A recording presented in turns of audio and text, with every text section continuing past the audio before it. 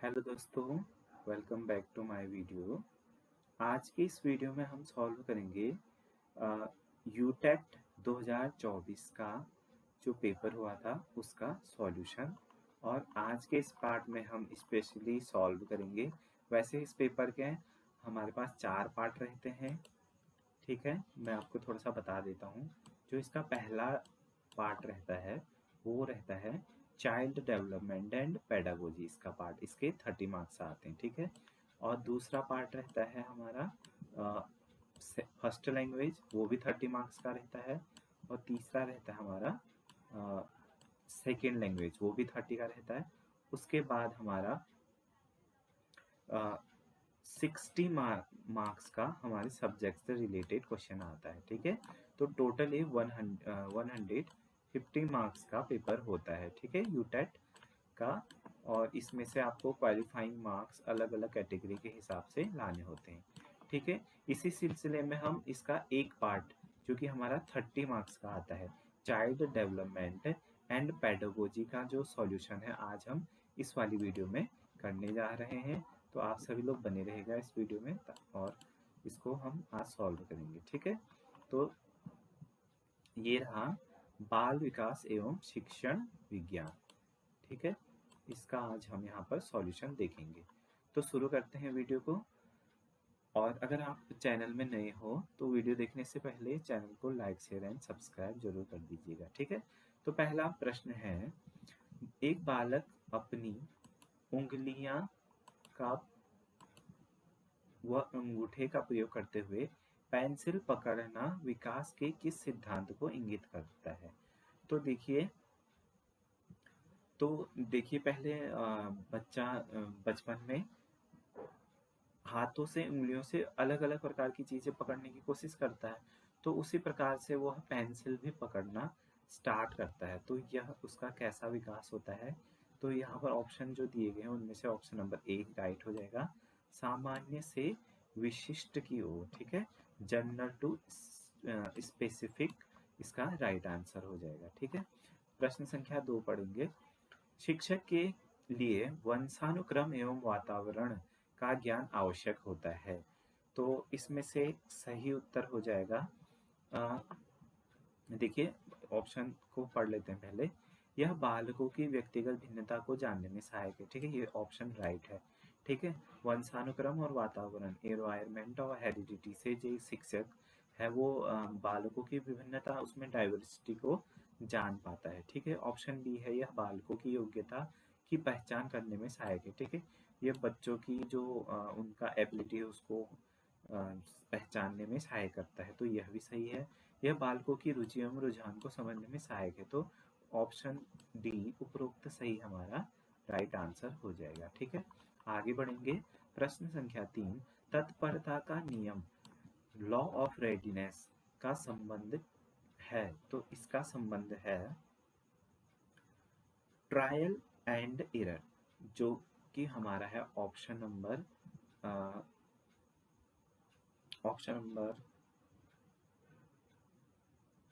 Option number D, प्रयत्न एवं त्रुटि, ट्रायल एंड एरर थ्योरी, ठीक है।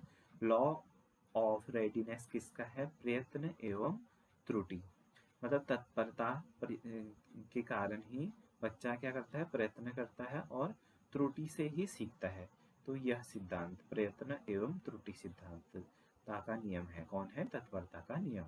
और आगे बढ़ेंगे। प्रश्न संख्या 4, समावेशी शिक्षा में, समावेशी शिक्षा दोस्तों ऐसी शिक्षा होती है जिसमें सभी प्रकार के बच्चे सम्मिलित होते हैं, चाहे वो मेंटली मतलब अगर वो मंद बुद्धि, उनको धीरे समझ में आता है चीज़ें, मतलब स्लो लर्नर है इस प्रकार, या फिर उनको डिसलेक्सिया इस प्रकार के चीज़ें हैं कि सीखने में धीरे कुछ चीज़ें हैं, या फिर बोलने में दिक्कत है, लिखने में दिक्कत है। और नॉर्मल बच्चा जब एक ही कक्षा में सीखता है तो उसको समावेशी शिक्षा कहते हैं। तो इस प्रकार की शिक्षा में हमारे पास क्या है, ऑप्शन पढ़िए। सामान्य कक्षा शिक्षक होते हैं, ये तो होते हैं। विशिष्ट प्रशिक्षक होते हैं, ये भी होते हैं। नियमित संसाधित शिक्षक होते हैं, तो हाँ रेगुलर होते हैं। लेकिन ऑप्शन डी पढ़िए दोस्तों, सामान्य कक्षा शिक्षक तथा विशिष्ट प्रशिक्षक दोनों होते हैं। तो समावेशी शिक्षा के लिए जो सबसे सुटेबल ऑप्शन हो जाएगा वो होगा ऑप्शन डी सामान्य कक्षा शिक्षक भी होते हैं, normal classrooms and special instructor दोनों होते हैं। ठीक है, तो क्वेश्चन नंबर 4 का option number D right answer हो जाएगा। ठीक है, आगे बढ़ेंगे। प्रश्न संख्या 5, शिक्षण के किस चरण में शिक्षक द्वारा पाठ योजना तैयार किया जाता है? पाठ योजना देखिए दोस्तों, आप सभी लोग बीएड कर रहे हैं तो पाठ योजना से तो सभी परिचित होंगे। तो पाठ योजना या फिर इसको लेसन प्लान बोलते हैं। तो हम कक्षा में जाने से पहले ही हम एक रूपरेखा बनाते हैं कि हम इस टॉपिक को किस प्रकार से बच्चों के सामने प्रस्तुत करेंगे और किस प्रकार से वो ज्ञान को हम ट्रांसफर करेंगे। तो शिक्षण के किस चरण में शिक्षक द्वारा पाठ्य योजना तैयार किया जाता है? तो वो होता है शिक्षण का पूर्व क्रिया चरण, मतलब पढ़ाने से पहले बनाता है लेक्चर। ठीक है, उसके बाद अंतः क्रिया मतलब बीच में, उत्तर क्रिया मैंने बाद में, इनमें से कोई नहीं। तो ये ऑप्शन नंबर ए आपका सही हो जाएगा कि जो लेसन है, प्लान है, वो हमारा प्री एक्टिव फेज है, मतलब पढ़ाने से पहले लेसन प्लान बनता है। ठीक है, आगे बढ़ेंगे। प्रश्न संख्या 6, यदि कक्षा में एक मानसिक मंदित बालक पाया जाता है तो ऐसे में अध्यापक को क्या करना चाहिए? ऐसे बालक का उत्तर न देकर उसका अपमान करना चाहिए। देखिए, ये तो बहुत गलत बात हो जाएगी। शिक्षण की गति धीमी रखनी चाहिए और पढ़ाए हुए पाठ को बार बार दोहराना चाहिए। तो यह ऑप्शन सुटेबल लग रहा है। आइए दूसरे ऑप्शन को भी देख लेते हैं। एक सामान्य गति से शिक्षण कार्य करना चाहिए, नहीं। धीमी उत्तर दे रहा है तो सॉरी, धीमी गति है तो धीमे से पढ़ाना चाहिए ना। मंद बुद्धि बालक को नजरअंदाज करना, नहीं, नजरअंदाज नहीं करेंगे, हम शिक्षक है ना, सबको शिक्षा देना हमारा कर्तव्य है। तो option number B will be the right answer. ठीक है, आपको पेपर में भी ऐसे ही करना है कि आपको लगेगा कि सारे ऑप्शन सही है, लेकिन आपको एलिमिनेशन मेथड जो आपका बहुत ही यूज होगा, एलिमिनेशन मेथड का यूज करना है आपको। ठीक है, ऑप्शन को एलिमिनेट करो, आप राइट आंसर के बहुत करीब चले जाओगे। ठीक है, बाकी आप अब ऐसे इस प्रकार के उत्तर अपने सामान्य बुद्धि से भी दे सकते हैं। आगे बढ़ेंगे। प्रश्न संख्या 7, कथन, लड़कियों के लिए शिक्षा की व्यवस्था ऐसी होनी चाहिए जो उन्हें केवल सुगृहिणी तथा आदर्श माता बनने में सहायक हो। मतलब केवल, ओनली, सुगृहिणी माने अच्छी गृहिणी और आदर्श माता। हो सकता है कोई और बालिका कुछ और भी बनना चाहती हो लाइफ में, जरूरी है कि सभी गृहिणी बनना चाहे। तो यह क्या है, जो ये कथन है वह क्या है, लैंगिक भेदभाव से ग्रसित है। तो ऑप्शन पढ़ लेते हैं। अनुसंधान आधारित धारणा, सत्य धारणा, लैंगिक पूर्वाग्रह। लैंगिक पूर्वाग्रह मतलब हम किसी लिंग के प्रति पहले ही धारणा बना लेते हैं ना, आधारित धारणा है ना, कि लड़की है तो सुगृहिणी और माता भी बनेगी। तो ये क्या है, जेंडर बाइस जजमेंट हो हमारा राइट हो जाएगा। ठीक है, बालक की जिज्ञासा कहलाती है। तो बालक की जिज्ञासा कहलाती है, प्रश्न संख्या 8, एटीट्यूड, अभिवृत्ति, जिज्ञासा कहलाती है। रक्षा युक्ति नहीं होती है जिज्ञासा, रक्षा डिफेंस मैकेनिज्म तो नहीं होता। जिज्ञासा फीलिंग, भाव, आत्मसंप्रत्यय भी नहीं होता। और तो बालक की जिज्ञासा क्या कहलाती है, अभिवृत्ति, उसकी जो मेंटल एटीट्यूड है, उसके दृष्टि अभिवृत्ति है, उसको जिज्ञासा बोलते हैं। ठीक है, इसमें भाव में कंफ्यूजन मत करिएगा। ठीक है, इमोशन एंड एटीट्यूड में, क्यूरियोसिटी में डिफरेंस है। बच्चे जैसे जैसे अपने संसार को कुशलता से खोजते हुए अपने ज्ञान का निर्माण करते हैं। यह कथन किसका है? तो इस प्रकार के आपको सिद्धांत जो हमारे शिक्षा शास्त्रियों द्वारा दिए गए हैं वो भी देखने को मिलेंगे। और इसमें पियाजे बहुत से फेमस हमारे शिक्षा शास्त्री है, तो उनके कथन भी आपको देखने को मिलेंगे। ठीक है, सॉरी, एक चीज मैं बताना भूल गया, जो आपका लॉ ऑफ रेडीनेस था वो थार्नडाइक के द्वारा दिया गया था। ठीक है, प्रश्न संख्या 3 में इसका था ना कि रेडीनेस ऑफ लॉ किसके द्वारा, तत्परता का नियम है। तो law of trial and error था, तो वो थार्नडाइक के द्वारा दिया गया। ठीक है, बच्चे जैसे जैसे संसार को कुशलता से खोजते हैं अपने ज्ञान का निर्माण करते हैं, कथन किसका है? तो यह कथन है हमारे प्यारे पियाजे का। ठीक है, इनकी बहुत सी थ्योरियाँ हैं और ये बहुत इंपॉर्टेंट शिक्षा शास्त्री हैं बीएड के दृष्टिकोण से। ये था प्रश्न संख्या 9। ठीक है, पियाजे ने कहा था कि बच्चे सक्रिय रूप से अपने अनुभव को खोज के द्वारा ज्ञान का निर्माण करते हैं। ठीक है, आगे बढ़ेंगे। प्रश्न संख्या 10, अध्यापक द्वारा विद्यार्थियों की त्रुटि या गलती का पता लगाने के लिए कौन सा परीक्षण किया जाता है? उपलब्धि तो उसके लिए होता है, अचीवमेंट के लिए होता है, मानकीकरण भी नहीं होगा, अध्यापक नियुक्ति भी नहीं होगा, तो ऑप्शन नंबर ए राइट हो जाएगा। निदानात्मक डायग्नोस्टिक टेस्ट, उसको त्रुटि, गलती या उसमें कमी, तीनों चीजों के लिए क्या होते हैं? निदानात्मक परीक्षण। सृजनात्मकता एक डॉट डॉट है, जन्मजात भी सही ऑप्शन लग रहा है, मानसिक भी सही लग रहा है, परंपरागत भी सही लग रहा है, और हल करने की क्षमता ये भी सही लगता है। लेकिन आपको क्या करना पड़ेगा? एलिमिनेशन मेथड यूज करना पड़ेगा और सुटेबल आंसर तक पहुंचना पड़ेगा। हल कर रहा है तो जरूरी है वो क्रिएटिव है? नहीं। परंपरागत मतलब ट्रेडिशनल, ट्रेडिशनल से सृजनात्मकता आती है कुछ हद तक, बट हम प्रॉपर आंसर नहीं बोल सकते। मानसिक योग्यता भी होती है ना, दिमाग के हिसाब से क्रिएटिविटी होती है लोगों में, तो यह भी होने को ये सारे ऑप्शन राइट है, लेकिन हमें मोस्ट सुटेबल, तो मोस्ट सुटेबल कौन सा हो जाएगा? सॉरी मोस्ट सुटेबल क्या हो जाएगा? मानसिक योग्यता। ठीक है, जन्मजात भी होता ही है ना, लेकिन फिर भी यहाँ पर ऑप्शन में कौन है? मेंटल एबिलिटी है, तो क्रिएटिविटी क्या है हमारी? मेंटल एबिलिटी है, तो ऑप्शन बी क्या हो जाएगा? इसका राइट हो जाएगा। ठीक है, प्रश्न संख्या 12, व्यक्तित्व मापने की वस्तुनिष्ठ विधि है, तो वस्तुनिष्ठ माने ऑब्जेक्टिव विधि कौन सी है? सी, रेटिंग स्केल, निर्धारण मापनी, रेटिंग स्केल व्यक्तित्व मापने की ये ऑब्जेक्टिव मेथड है। ठीक है, अध्यापक की किस गुणवत्ता के फलस्वरूप अधिगम में वृद्धि होती है? मतलब सीखने में इनहेंस होता है लर्निंग, तो कौन सा है? यहाँ देखियो इंग्लिश में लिख लेते हैं, मोटिवेशन है। मोटिवेशन देगा तो लर्निंग ज़्यादा होगी? नहीं। गाइड करेगा तो ज़्यादा होगी? नहीं। फिजिकल अच्छा है तो उसका तो शिक्षण कार्य अच्छा होगा? नहीं। तो ऑप्शन क्या हो जाएगा यहाँ पर? 13 का ए। अगर कम्युनिकेशन स्किल अच्छी है, संप्रेषण योग्यता अच्छी है, तो शिक्षा की गुणवत्ता क्या होगा? अधिगम में वृद्धि होगी। ठीक है, मैस्लो का द्वारा प्रतिपादित अभिप्रेरणा की आवश्यकता का सही क्रम, तो देखिए ये बहुत ही सरल रूप में आपको मैं यहाँ पे बता देता हूँ। देखिए मैस्लो के परसेंटेज दिया था उसने, ठीक है, कि इंसान कितना परसेंट क्या चाहता है, तो ऐसे क्रम दे रखा था उन्होंने। ठीक है, तो देखिए पहला क्रम क्या होगा? कोई इंसान है तो उसके लिए क्या होगा? खाना पीना, यही चीज़ तो शरीर से संबंधित खाने पीने की चीज सबसे ज़्यादा जरूरी होगी ना, तो ये है सबसे पहला क्या हो जाएगा? शरीर संबंधी। ठीक है, अब शरीर हो गया, खाने पीने की व्यवस्था, तो सुरक्षा के लिए रहने के लिए उसको क्या चाहिए? घर चाहिए। तो दूसरा क्या होगा हमारा? सुरक्षा की आवश्यकता, दूसरा ये हो जाएगा।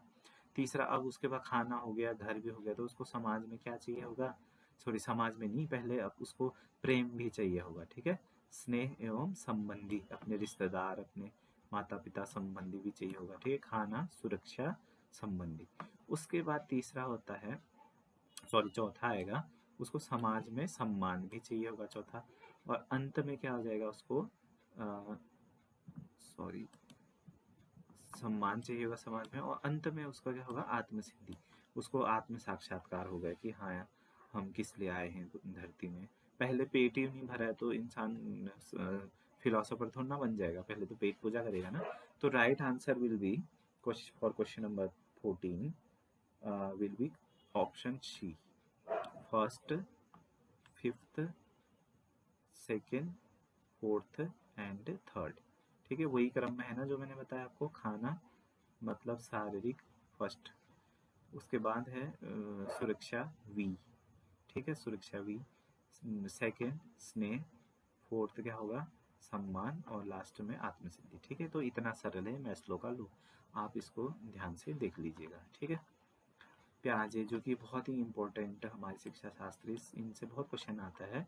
तो देखिए प्याजे के अनुसार संज्ञानात्मक विकास की किस अवस्था में बालक विभिन्न वस्तुओं को उनकी कुछ विशेषताओं के आधार पर क्रमबद्ध तरीके से व्यवस्थित करना शुरू करता है? ठीक है, व्यवस्थित करना, ठीक है, आवश्यकताओं के आधार पर विशेष क्रमबद्ध तरीके से व्यवस्थित करना शुरू करता है।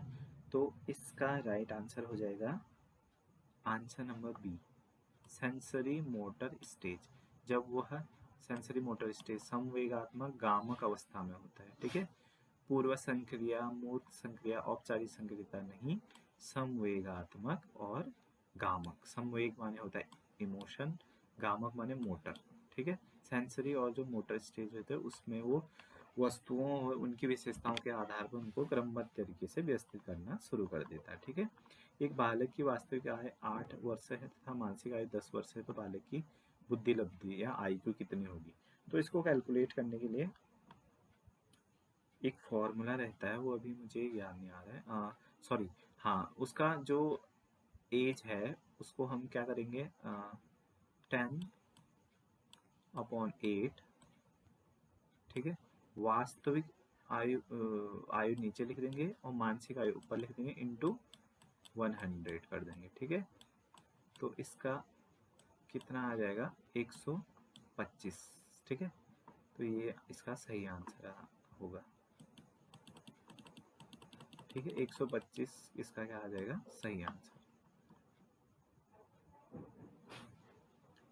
इसके बाद है सुझाव ग्रहणशीलता किस अवस्था में सर्वाधिक पाई जाती है। सजेस्टेबिलिटी फाउंड, मतलब कि बच्चा सुझाव को कर लेता है, बेटा इसमें मत जाओ, गिर जाओगे तुम, चोट लग जाओगे, तो उसको स्वीकार करता है। बड़े होके तो ऑब्वियसली कोई एक्सेप्ट नहीं करते हैं। तो सजेशन को फाउंड करने की जो हाईएस्ट स्टेज है वो कौन से होती है, तो वो होती है सी, पूर्व बाल्यावस्था, ठीक है। बाल्यावस्था से अर्ली चाइल्डहुड में बच्चा क्या करता है, सजेशन को अडॉप्ट कर देता है, ठीक है, फाउंड करता है। बालकों की रुचि ज्ञात करने की विधि को क्या कहते हैं, तो देखिए बालकों की क्रियाओं के निरीक्षण द्वारा, ये भी सही है, निरीक्षण करेंगे तो उसकी रुचि का पता चल जाएगा। दूसरा है पूछे गए प्रश्नों के आधार पर, कैसे प्रश्न कर रहा है, उल जुलूल तो नहीं कर रहा है, तो उससे भी पता चल जाएगा रुचि का। मानकीकृत रुचि परीक्षण भी कर सकते हैं, तो उपरोक्त सही यहाँ पर क्या हो जाएगा, राइट हो जाएगा, ठीक है। 18 का 19 है एक समावेशी कक्षा कक्ष को सही आकार देने के लिए शिक्षक को क्या नहीं करना चाहिए। अपने विषय में पारंगत होना चाहिए, ये तो होना ही चाहिए, सही बात है। छात्रों की अभिव्यक्ति का सम्मान करना चाहिए, ये भी सही बात है। बालकों को छात्रों के प्रति सख्त एवं रूढ़िवादी दृष्टिकोण, ये नहीं होना चाहिए, तो ऑप्शन नंबर सी सही हो जाएगा। उदाहरण तथा तथ्यों के माध्यम से निष्कर्ष तक पहुंचने किस विधि के अंतर्गत आता है। उदाहरण देते हैं और हम उसका नियम बना लेते हैं, उसको आगमन विधि कहते हैं, इंडक्टिव मेथड, ठीक है। मैथ में हम करते हैं ना, 2-3 क्वेश्चन एक ही मेथड से एग्जाम्पल अगर सॉल्व कर ले तो हम बोलते हैं उसको जनरलाइज कर देंगे, हाँ ये मेथड ये है और ये सही है करके, इसको आगमन विधि कहते हैं, ठीक है। मोस्टली ये मैथमेटिक्स में यूज होता है। विशिष्ट बालकों की श्रेणी में आते हैं, तो जो एक्सेप्शनल चाइल्ड होते हैं वो गिफ्टेड चिल्ड्रन, अति प्रतिभाशाली भी होते हैं। संवेगानात्मक रूप से विक्षिप्त बालक को भी हम विशिष्ट बालक बोलते हैं। मानसिक मंदित बच्चे को भी हम विशिष्ट बालकों की श्रेणी में रखते हैं। तो ऑप्शन नंबर डी इसका राइट हो जाएगा, ठीक है। Option number D will be right answer, ठीक है। इसको हटा देते हैं। उपरोक्त सभी 7 से 12 वर्ष की आयु अवस्था कहलाती है। तो 7 से 12, देखिए यहाँ से क्वेश्चन जरूर पूछेगा आपसे, अडल्ट होने तक के उसमें ना कितने साल तक बच्चे को क्या बोला जाता है, किशोरावस्था, शैशवावस्था, बाल्यावस्था, पूर्व बाल्यावस्था। तो इसको थोड़ा सा एक बार देख लीजिएगा पेपर में जाने से पहले। तो यहाँ पर है क्वेश्चन नंबर 22 में 7 से 12 वर्ष की आयु होती है उत्तर बाल्यावस्था, ठीक है। 7 से 12 उत्तर बाल्यावस्था, इसका मतलब इससे पहले का आयु क्या होगा, पूर्व बाल्यावस्था, ठीक है। बाल्यावस्था नहीं, इससे पहले होगा पहले बाल्यावस्था, फिर उससे पूर्व होगा पूर्व बाल्यावस्था, ठीक है। और जब बहुत शिशु होता है तो शैशवावस्था होता है, थोड़ा सा टीनेजर होने लगता है तो इसको एडोलेसेंस या किशोरावस्था बोलते हैं, ठीक है।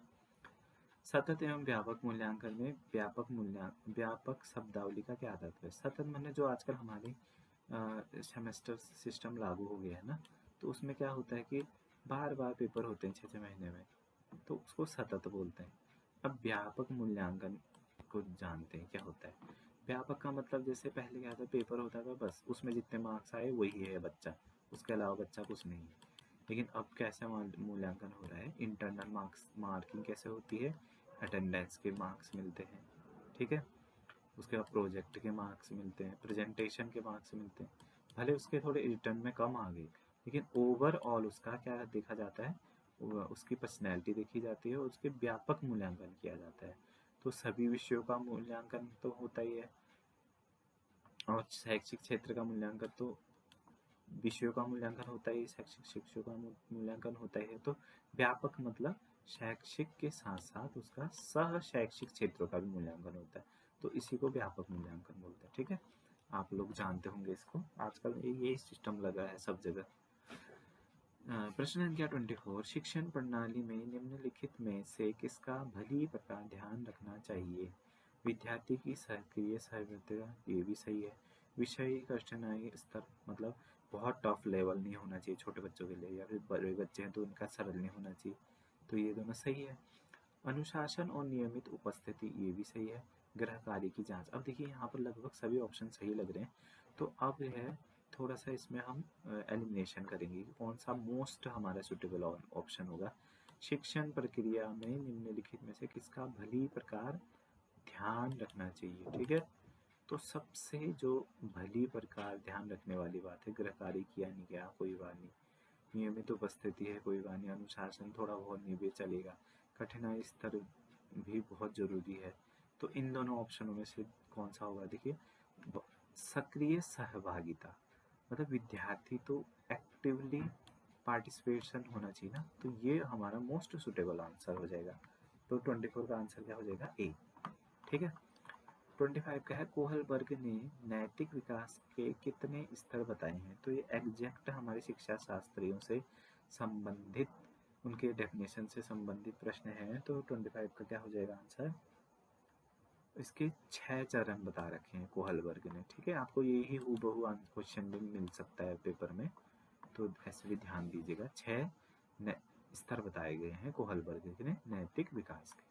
एक अध्यापक अपने विद्यार्थियों को सिखाने का सर्वोत्तम तरीका हो सकता है एक अच्छा व्याख्यान देकर, मॉडल दिखाकर, हेड प्रोजेक्टर द्वारा, शैक्षिक प्रणाम। अब ये देखिए इसमें सभी आंसर आपको सही लगेगा। अच्छा व्याख्यान देंगे तो बच्चों को समझ में आएगा, ठीक है, लेकिन उससे ज़्यादा समझ, मान लीजिए एक उदाहरण लेते हैं, हम ताजमहल का बारे में सीख रहे हैं, बच्चे बता रहे बच्चों को, तो व्याख्यान देंगे तो उनको उतना नहीं आएगा, ये मॉडल दिखा देंगे तो हूबहू मॉडल होता है ना छोटा सा ताजमहल का, तो उनको और अच्छा आएगा। मतलब ऑप्शन ए से बेटर क्या है, ऑप्शन बी। शिक्षण के ओवरहेड प्रोजेक्टर, प्रोजेक्टर में उनको दिखा देंगे कि ये पूरा उसकी वीडियो रिकॉर्डिंग होती है ना प्रोजेक्टर में, वो दिखा देंगे तो उससे वो आएगा। लेकिन शैक्षिक भ्रमण द्वारा अगर उनको हम वहीं ले जाएं आगरा घुमाने के लिए और पूरा उनके आंखों से देखेंगे, तो शैक्षिक भ्रमण में उनको सबसे ज़्यादा सर्वोत्तम ढंग से उनको ज्ञान प्राप्त होगा। तो विद्यार्थी को सिखाने का सर्वोत्तम तरीका कौन सा हो जाएगा, ऑप्शन नंबर डी, शैक्षिक भ्रमण द्वारा, ठीक है। सही मिलान कीजिए, पढ़ने की अक्षमता, तो पढ़ने की अक्षमता को बोलते हैं, question number 27, sorry, learning disability, learning disability होते सीखने की अक्षमता ना, ये शायद दोनों ऑप्शन ही सेम जैसे हो गए, इसको थोड़ा सा आप देख लेना। ये देखिए मौखिक रूप से सीखना है और पढ़ना एक ही बात है ना, तो ये दोनों एक ही ऑप्शन हो गए। यहाँ इंग्लिश वाले में देख लीजिए, लर्निंग डिसेबिलिटी, सीखना में अगर उसको दिक्कत है तो उसे डिसलेक्सिया बोलते हैं, ठीक है, डिसलेक्सिया। वर्बल, अगर उसको मौखिक रूप से डिसेबिलिटी है तो उसको बोलेंगे हम डिसफेसिया, ठीक है, डिसफेसिया। ऑप्शन कौन सा है ये 4th। उसके बाद है राइटिंग डिसेबिलिटी है तो एक ही ऑप्शन है डिसलेक्सिया। और मैथमेटिकल अगर उसको दिक्कत है तो डिसकैलकुलिया। यहाँ पर आपको एक ट्रिक बताता हूँ मैं, अगर गणित है तो गणित के जोड़ घटाने हम किससे कर सकते हैं, कैलकुलेटर से कर सकते हैं। तो गणित के संबंधी अधिगम आवश्यकता कैलकुलिया। एक ऑप्शन पे आपने सही मिला दिया तो बाकी तो खुद ही मिल जाएंगे, अगर थोड़ा बहुत भी ऊपर नीचे हुआ तो ये तो याद आ ही जाएगा, वो गणित कैलकुलेटर से करते हैं तो डिसकैलकुलिया, ठीक है। ऑप्शन नंबर डी में देखिए सेकंड किसका ऑप्शन है, बी, तो ये ऑप्शन सही हो जाएगा, ठीक है। भले आपने और गलत भी कर दी, तो वैसे तो सिंपल है, थोड़ा सा ध्यान रखिएगा इसको। क्वेश्चन नंबर 28, कक्षा में प्रतिस्फूर्ति की क्या सार्थकता है, फीडबैक का क्या सिग्निफिकेंस है। फीडबैक यह एक प्रशासनिक अपेक्षांश है, बालकों के अधिगम स्तर के बारे में अभिभावकों को सूचित करना, आत्मनिरीक्षण और अग्रेतर सुधार। देखिए फीडबैक देंगे तो तभी तो शिक्षक आगे निरीक्षण करेगा। हाँ मतलब जैसे उन्होंने चैप्टर पढ़ाया, फिर बच्चों को क्वेश्चन किया, क्वेश्चन आ रहा मतलब उससे इतर जो उन्होंने पढ़ाया उसी से संबंधित इतर क्वेश्चन अगर उन्होंने पूछा और उनको वो रिप्लाई कर पा रहे हैं उस आंसर को, मतलब कि जो फीडबैक दे रहे हैं मतलब उनको चैप्टर आ गया है, तो इससे टीचर को लगेगा कि हाँ इन्होंने सीख लिया है। देखिए फीडबैक लेके ना, और अगर नहीं आ पा रहा है तो वो क्या करेगा, आत्मनिरीक्षण करेगा, हाँ मेरे सिखाने में या मेरे जो शिक्षण विधियाँ हैं उनमें कोई दिक्कत हो सकती है, तो वो अन्य विधियों का करेंगे और अग्रेतर क्या होगा, सुधार होगा। तो ऑप्शन नंबर सी क्या होगा, राइट हो जाएगा। स्कोप ऑफ ट्रांसपेक्शन एंड फर्दर इम्प्रूवमेंट, संबंध प्रतिक्रिया का सिद्धांत प्रतिपादित किया था, condition of response theory is propounded by Pavlov, ठीक है। अब इसके बारे में आपको थोड़ी सी एक स्टोरी बताता हूँ ताकि आपको ये ऑप्शन याद रहे। तो पाउलो ने क्या किया था, एक पिंजरा लिया था, केज, उसमें कुत्ते को बंद कर दिया था, ठीक है, भूखा था जो 2-3 दिन से। उसके बाद क्या हुआ कि कुत्ते को भूख लगी तो वो इधर उधर मतलब उसी के सेल के अंदर वो करने लगा ना, इधर उधर टहलने लगा। उसने क्या किया था, अंदर बटन दिए थे, तो बटन देते ही उसने क्या किया, घंटी बजाया और घंटी बजा के उसको खाना दे दिया एक टाइम का। फिर जब भी उसने 2-3 दिन ऐसे किया कि घंटी बजाई और खाना दे दिया, तो जब थोड़े समय बाद उसने देखा कि जैसे ही वो घंटी बजाता है तो कुत्ते के मुंह में भूख के कारण लार उत्पन्न हो जाता था, ठीक है। तो यहाँ पर घंटी क्या था, बजाना कंडीशन था, और लार का आना कुत्ते के मुंह से रिस्पॉन्स था। तो यही थ्योरी थी कि हम अगर कोई कंडीशन देते हैं उसका प्रतिक्रिया होता है, तो कंडीशन रिस्पॉन्स थ्योरी, ठीक है। अब यहाँ पर इसका क्या यूज है, शिक्षा शास्त्र में होता है कि जैसे बच्चों को हम जैसे मान लीजिए प्रकाश पढ़ा रहे हैं तो हम फिक्स रिस्पॉन्स पहले से ही रिस्पॉन्स को क्या करेंगे, कंडीशन करेंगे कि बच्चे वही उत्तर दें, ठीक है। तो उसी को हम क्या कर देंगे, कंडीशन रिस्पॉन्स थ्योरी कहते हैं, ठीक है। उस एक्सपेरिमेंट से यहाँ पर इसको इम्प्लाई किया गया था, ठीक है, बच्चों के लिए, कि अगर हम फिक्स क्वेश्चन पूछे तो वही उनका रिस्पॉन्स आए उत्तर, ठीक है। आगे बढ़ेंगे। इस वीडियो का अंतिम प्रश्न, क्रियात्मक विकास का मस्तकोन्मुखी क्रम क्या है, ठीक है। क्रियात्मक विकास का मतलब जैसे अगर हम क्रिया करते हैं तो मस्तक माने सिर से नीचे को क्या क्रम है कि कहाँ से कैसे काम करना शुरू करता है विकास। तो इसका राइट आंसर हो जाएगा 30 का ऑप्शन नंबर ए। पहले बच्चे के सिर का विकास होता है ना, 5 साल तक बुद्धि का विकास हो जाता है। फिर धर, पहले बच्चे सर अपना खड़ा नहीं कर पाते हैं, फिर थोड़ी देर बाद के गले के मसल क्या होते हैं थोड़े सही डेवलप हो जाते हैं, तो सिर वो अपना होल्ड कर लेता है। उसके बाद हाथ के, फिर पाँव के, ठीक है। ये क्रम है सर से लेके पाँव तक कैसे विकास होता है, इतना सरल क्वेश्चन था, ठीक है। तो ये था दोस्तों यूटेट से संबंधित जो हमारे प्रश्न थे 2024 में हुआ था। आई होप कि 2025 में होने वाली जो पेपर है उसके लिए आपको थोड़ा सा एक आइडिया यहाँ से मिल गया होगा और आपका पेपर अच्छा होगा, और इस वीडियो से आपको थोड़ी सी हेल्प होगी। या इसी प्रकार के अन्य भी जो हमारी यूटेट से रिलेटेड वीडियो इस चैनल में आएंगे, तो आप चैनल को लाइक शेयर एंड सब्सक्राइब कर दीजिएगा। मिलेंगे ऐसे ही किसी वीडियो में, तब तक के लिए बाय बाय, नमस्कार।